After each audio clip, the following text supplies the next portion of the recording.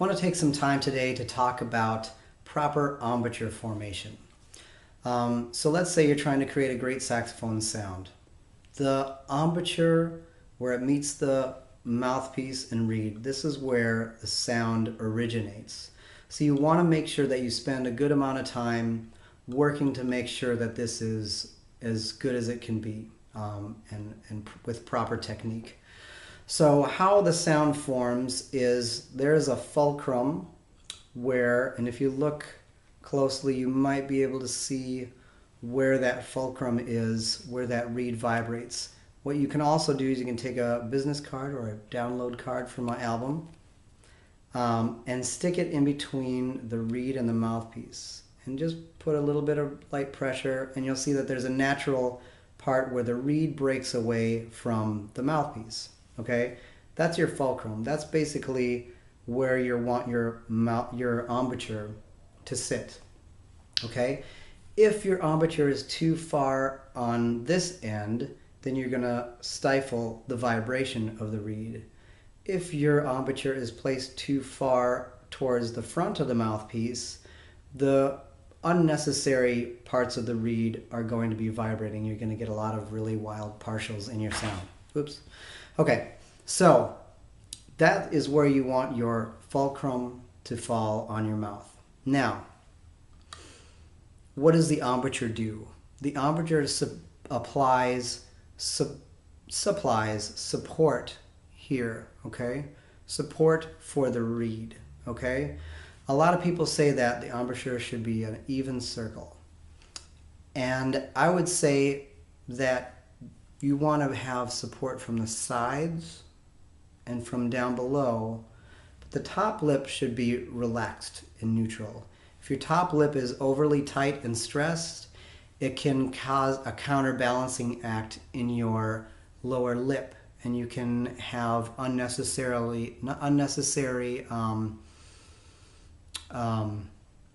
relaxed feeling in your lip, and not enough support onto the reed. Okay, so when you place the mouthpiece into your mouth, also, I always say you don't want to roll your lip in, contrary to what a lot of people say. Your lip naturally has a place for the mouthpiece to set, and you do not need to roll it in, right? Where is the support for the reed?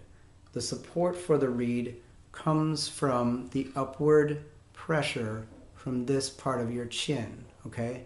The upward push from the muscle, right? The muscle from your chin will support the reed, okay? If your lip is rolled too far in, you lose that natural muscle here, that natural upward force onto the reed, okay? When you lose that, oftentimes what people will do to compensate will be to apply jaw pressure. You don't want to apply jaw pressure, okay? You want to have a nice, cushy lip muscle. This is where your sound control comes from. The more flexibility that you have in your lower lip, the more control you will have on the lower reed, okay? So if you go like this, you open up your mouth, and you just simply place that mouthpiece at that fulcrum point on your lip, it will create a natural support for the mouthpiece. What we always want to do when we're playing is play in a natural position as possible.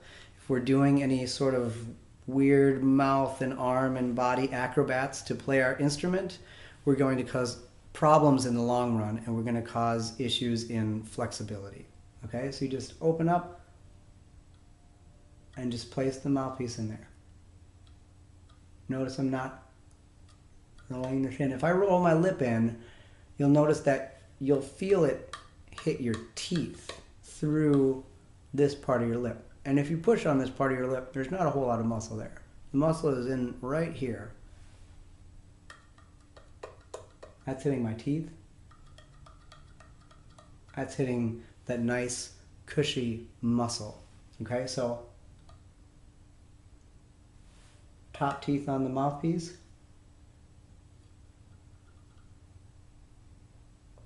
and bring your corners in to support. Now, so you have the bottom part of your lip together, okay? You have a nice firm support, right? Your upper lip is relaxed. So your top teeth are on the mouthpiece, relaxed, okay?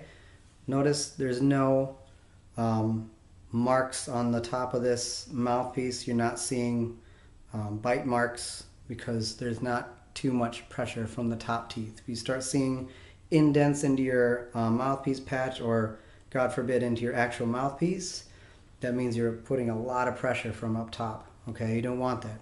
You shouldn't have to replace these very often. If everything is relaxed and natural, everything should work properly. Okay, so you have your lower lip, top teeth, and then the corners of your mouth push in towards the mouthpiece, okay?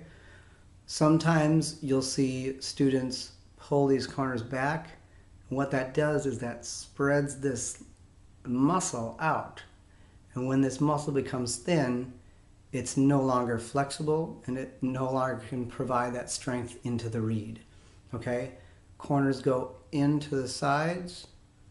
This muscle is firm and supporting, right? The teeth are in line to provide a framework for your lip muscles, right? The teeth should be flexible, providing a structure for the lip and face muscles to support the reed and mouthpiece.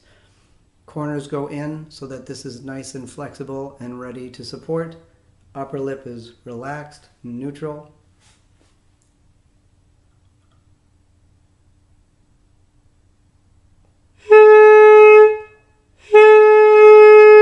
And you should get a really nice sound out of this. You also can blow your mouthpiece alone, and that will give you a good idea as to what kind of sound is going into your saxophone. Not rolling in. Top teeth.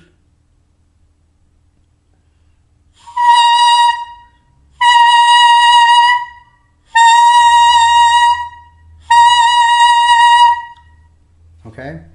So, put your mouthpiece back on your neck. Hopefully I'm in tune. Move the reed around a little bit in the process. Okay, so that's your proper embouchure.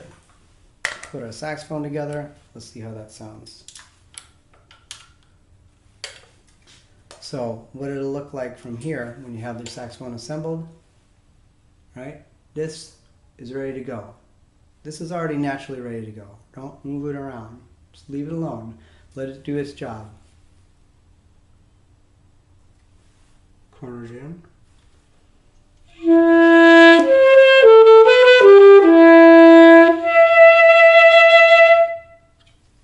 And that's how you form proper embouchure. Thanks.